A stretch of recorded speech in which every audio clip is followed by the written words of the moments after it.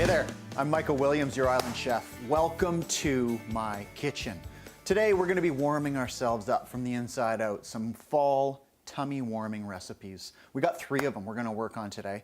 We're going to start off with a Mexican spice rub chicken. Delicious, my favorite roast chicken. I'm loving it right now. I've been making it so much. From there we're going to go on to a Portabella mushroom butter. Very versatile infused butter recipe that we're going to play with a little bit. And then we're going to make a hybrid hot sauce. All 3 of those coming up on today's show.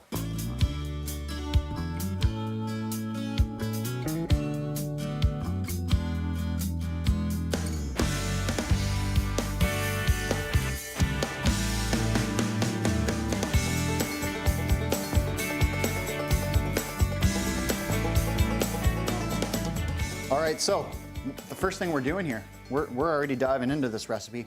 We're making our spice rub. So super simple.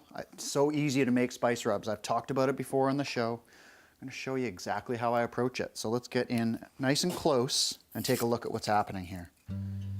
All right, so you'll notice I don't have a measuring spoon in my hand, do I? I've got garlic powder and cinnamon that I've started with. There's some ancho chili powder in there. I'm not measuring though. I'm just pouring these spices in relatively even amounts. So about the same amount of each of them.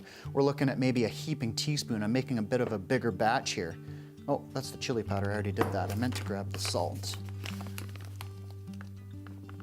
So there we have equal portions of our garlic powder, our cinnamon, our ancho chili powder, our cumin, and our salt. I didn't measure that. I just kind of, tried to do it as relatively even as possible. Now I'm going to add in some cayenne pepper, but I'm going to be a little bit more careful with the cayenne because it is very potent, of course. So we only want just a touch of that. And now we're just going to stir that up, and our spice rub is ready to apply to many things, but today it's going to be our chicken. So now that our spice rub is ready to go, we got to get our chicken ready to go.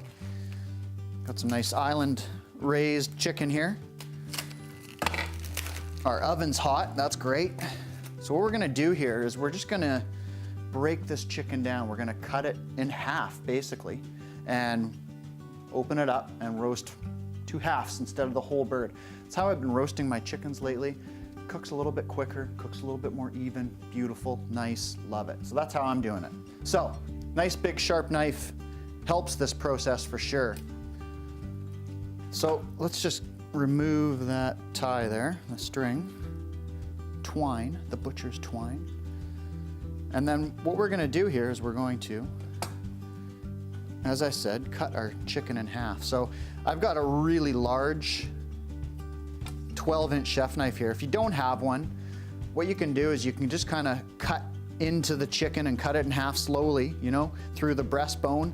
Once you get through the breastbone, you can open it up and cut it in half. But with my nice big knife, what I do here is I put the knife right through, so it comes through the head end, and I line up that blade so that it's just to the right of the backbone, and then cut right through it. Okay, so now our backbone is all on this one side here. And what I'm going to do is finish cutting this in half. Okay, so that can go on our tray. Now what I want to do is save that back for another day when I want to make some broth. Okay, so that I always hold on to those, just toss them in the freezer. We've got our 2 halves of chicken now. All right, so let's get these nicely lathered up. First of all, with a little bit of oil. Just a little bit of oil on here. Okay, and then liberally with our spice rub. Lots of that beautiful spice rub. The cinnamon, the garlic. There's a time and a place for garlic powder, and a spice rub is one of them. I used to scoff at garlic powder, but no more. You get the good stuff, the granulated garlic, and use it. And things like this, you'll be happy you did. So a little bit of oil on this side, rub that. And then these are gonna go into the oven. We're gonna roast it, just like so, in a 415 degree oven for about an hour and 15 minutes, maybe an hour and a half. It all depends on how thick and big your chicken is. So depending on your chicken, you just need to gauge it. I'll show you how you can do that. Into the oven that goes. So, underway, our chicken's underway. Once that's finished roasting, we're gonna finish it off with a little squeeze of lemon juice or lime juice. Either one would be fantastic. If you are so inclined, you can use a probe thermometer and stick it into the thickest part of the thigh of the chicken to gauge how cooked it is. I'll show you the unofficial way of how I check the doneness, just based on the movement of the joints afterwards. We'll check that out at the end of the show. Coming up next, Portabella mushroom butter. Actually, Portabella rosemary mushroom butter.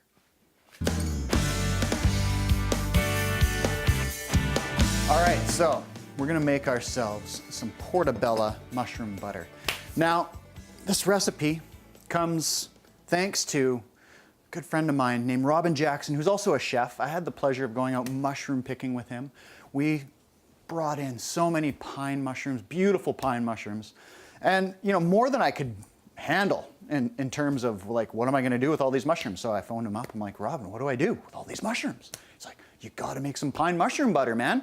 So I made some pine mushroom butter, and I've been living off the stuff. It's fantastic. So I figured we would first give credit to Robin for the idea, and then we'd move on to make some Portabella mushroom butter, a little bit more of an accessible mushroom, of course, but if you can go out and get yourself some wild forage mushrooms, then why not? So we're gonna start off with getting our Portabella mushrooms ready here. Well, I think we'll just scrape these gills out. So you can scoop the gills out with a spoon, just like so. We're gonna use 2 portabellas. I'm actually gonna keep the gills of the second mushroom though, because they do have some fantastic flavor. I just don't want it to be too gilly. All right, so let's cut these up now. Probably go like so, and cut them fairly thin. And what we're gonna do is we're gonna cut up our mushrooms, and then we're gonna roast them in the pan with some garlic and some shallots. And then we're gonna finish it off with some rosemary and some spices. We'll let that cool down a little bit, and then we'll whip that into some butter, and it's gonna be fantastic. So that's probably good for our mushrooms. Got my hands on some beautiful red Russian garlic here, Vancouver Island grown. This garlic is always a lot harder to work with. It's very dense, beautiful stuff though. I'm gonna cut the top and the bottom off. I'm gonna crush it so that I can peel it. And we'll chop that up. Got one more clove there, which I think we're gonna need to take advantage of.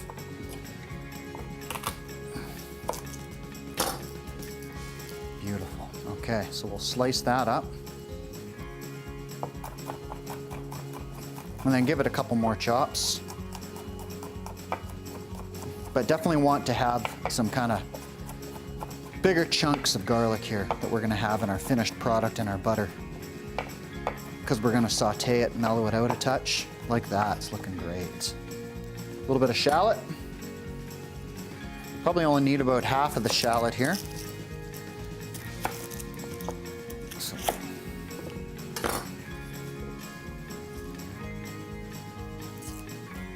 Peel that, of course, and then we'll slice it up. All right, so the pan's nice and hot already. We're gonna add a little bit of oil, then our mushrooms, shallots, and garlic. Now I don't want to overload the pan here, so that's probably good just like that.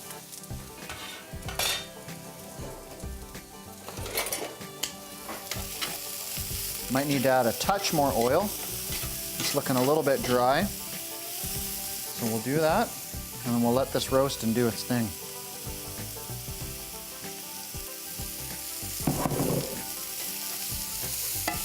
Smells amazing already. So we don't want to brown that too much, just a light saute, enough to soften it up so that we can incorporate it into the butter. A light browning. We do want to finish it off with a little bit of this rosemary though, absolutely. So we're getting rid of that big thick stem. We do that by pulling from top to bottom on the stem. Get one more on there, and then we'll chop that up a little bit. So these are starting to soften up now. We got a little bit of browning happening. They're looking good. Those late additions just need another minute or so. I'm gonna just turn the heat off and let the residual heat do its thing. We'll add in our rosemary.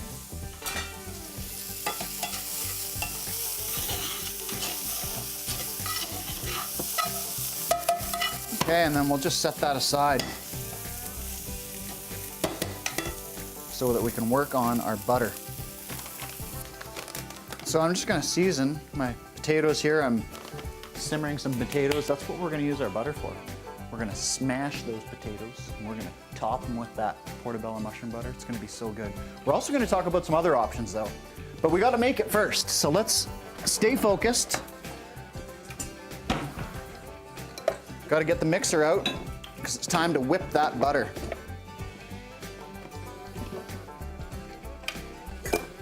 Okay, let's get our mixer ready to accept our butter.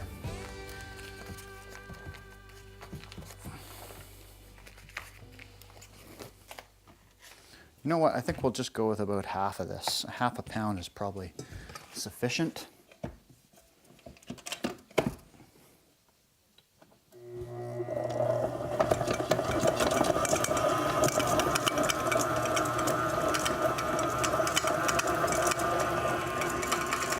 You know what? I'm gonna put the whole pound in there because we can talk about ways to store this butter as well. So, whole pound.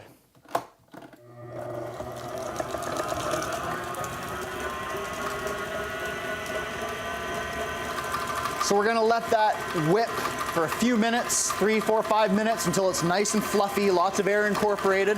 In the meantime, I want to cool this mushroom mixture down. So we're going to transfer that to a plate. We'll get our mushroom, rosemary, garlic, shallot mixture into the freezer so that we can chill it. Because what's going to happen if I stick hot mushrooms into cold butter? I think you know. While we're waiting for that butter to whip, our potatoes are perfectly cooked right now. So we want to make sure we get all of the water off of them so that they can steam themselves nice and dry. Nothing worse than watery smashed potatoes. So really important to let that water go.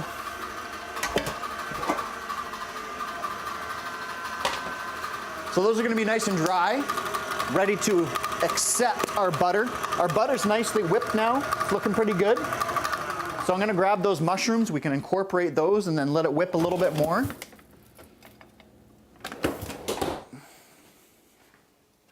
So our mushrooms cooled down nice and quickly in the freezer there to, roughly room temperature. Make sure we get all those little bits of goodness. We'll turn the mixer back on and incorporate that into the butter. And things will kind of break up and get more incorporated. You know what? I would now be adding salt, pepper, cayenne, but I just had the thought, I've still got some of this spice rub left over, and it's gonna be perfect for our butter too, so why not? If you got it, season that liberally. Let it continue whipping. Oh man, that looks awesome.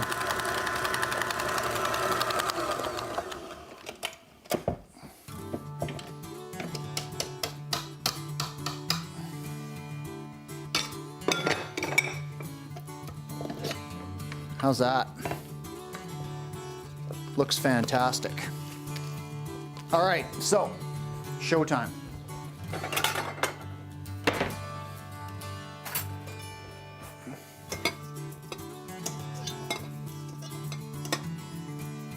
Got some potatoes. Okay, so now, I'm not gonna be shy here, folks. I'm just gonna mash that butter into those potatoes.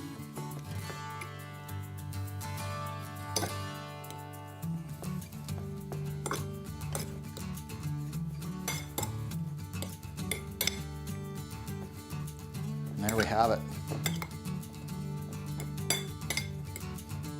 I'm gonna give this a try.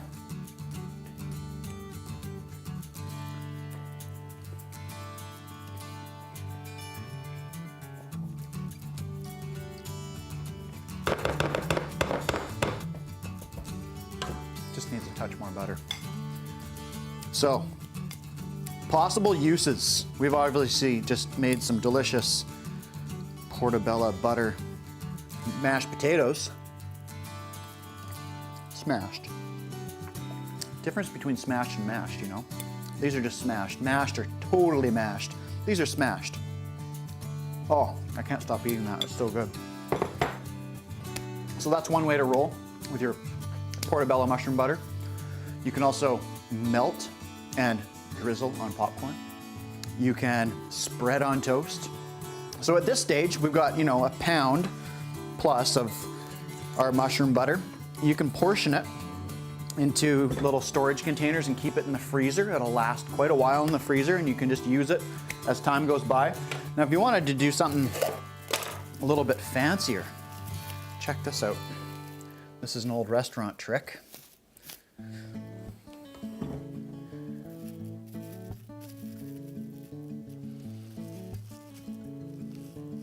There we go, that's gonna be better. We're gonna fold this over, like so. I kind of messed that up a little bit, but we'll be fine. Tuck that mushroom back in there. Okay, we'll get this into a little bit of a tube here, and then just tighten up those ends like so. I'm just holding those tight and turning this. Okay, and then this goes into the freezer just like that. You've got that tube, and then once it's frozen, it comes out of the freezer frozen, and you can cut little slices off. And it's the perfect way to finish off like a nice New York strip loin or a ribeye. Nice couple chunks of those butter right on the steak, and it melts all over the steak. That's how you do it.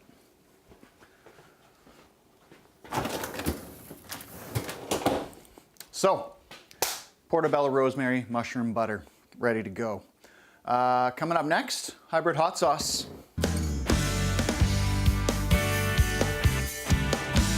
So, it's time to make some hybrid hot sauce.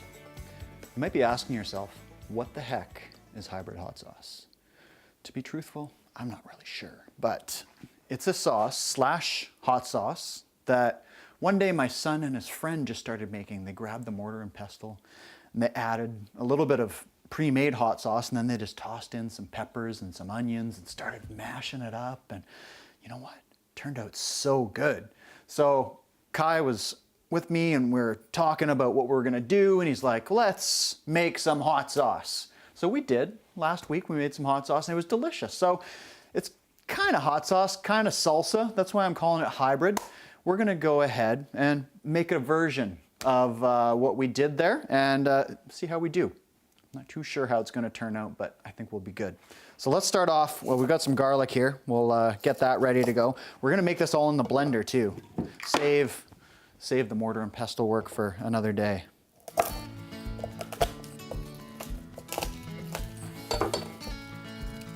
So, you know, maybe 2 cloves I think will do it here. Let's see. Let's see, we might add another one in there after the fact, but we'll start with 2. Okay.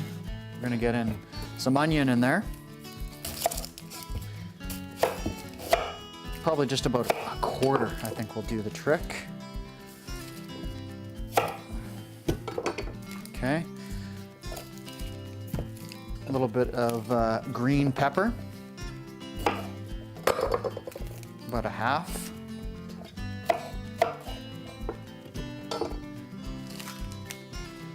Okay, so we're still weighing the option on that 3rd clove of garlic. We are gonna go with some serrano peppers and just a little habanero.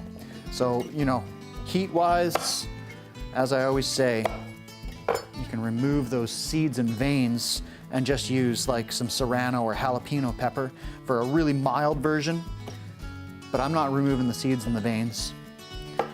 And not on the serranos there. I'm going to on the habanero, however. And I'm just gonna use a little bit, maybe about half of that little guy. So that's gonna give it a nice kick. The serranos are gonna have a decent kick. And we're gonna get some tomatillo in there as well. Now, last time Kai and I made this, we made it with peach, and it was actually quite delicious. And a little bit of sweetness was quite welcome in there. Okay, so we're gonna add, right at the end of this bottle here, we're gonna add a little bit of apple cider vinegar to help get it moving and also add that nice tartness. We're gonna add some cumin, because cumin's delicious. And then of course, we need some salt. Now I'm kind of on the fence about adding some sugar. So what we're gonna do is just buzz this up, check its flavor, check its heat, and see if we need to make any adjustments. So let's get this pureed up.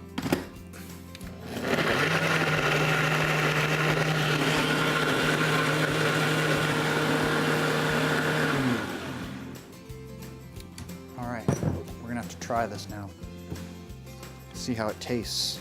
Because I've never actually made it like this before, you know?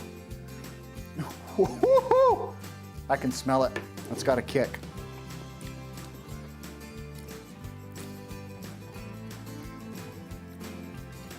That's hot. That's really hot. And you know, I knew it would be. The seeds are still in the serranos. We added that habanero. So this is a nice, very hot sauce. Delicious though.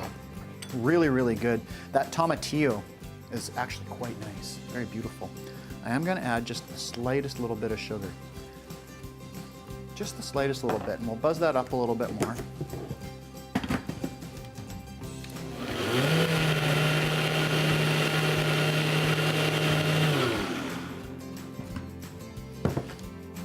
Now, in terms of storage, we would just, you know, if we think we're going to get through this relatively quickly, which I probably would, just keep it in the fridge and work your way through it. If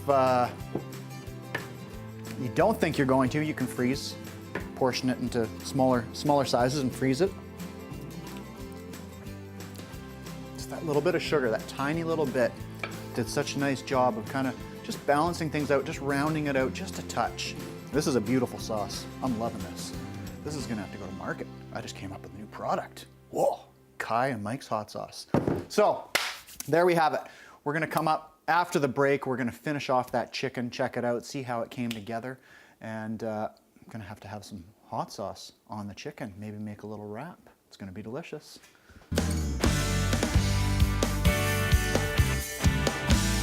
Okay folks, so remember I was talking about the chicken.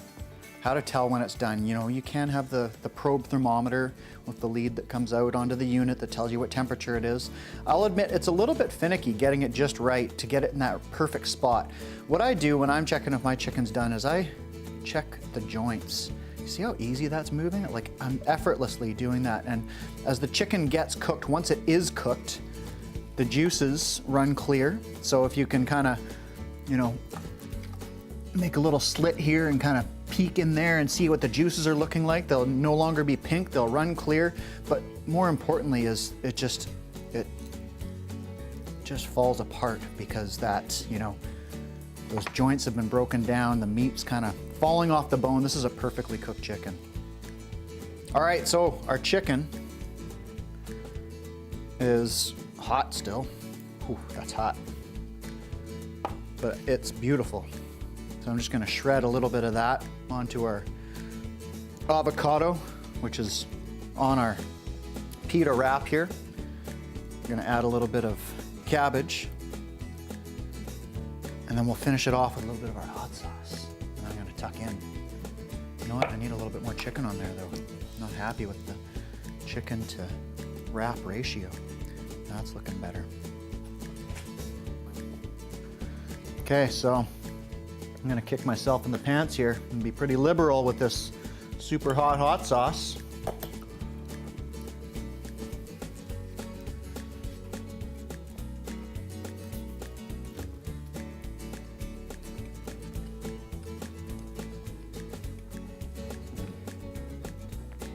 That's money.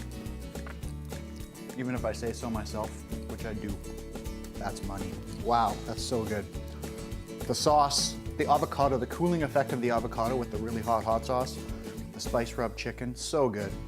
So we covered 3 fall warming kind of recipes today. We started off with our Mexican spice rub chicken. From there we went on to that Portabella mushroom butter. There's so many ways we can use that. And we finished it off with our delicious hot sauce, hybrid hot sauce. Hat tip to Kai. Thanks for being with us. I'm gonna tuck into this. If you want the recipes, go to countrygrocer.com. They're all there for you, along with hundreds of others. See you next time.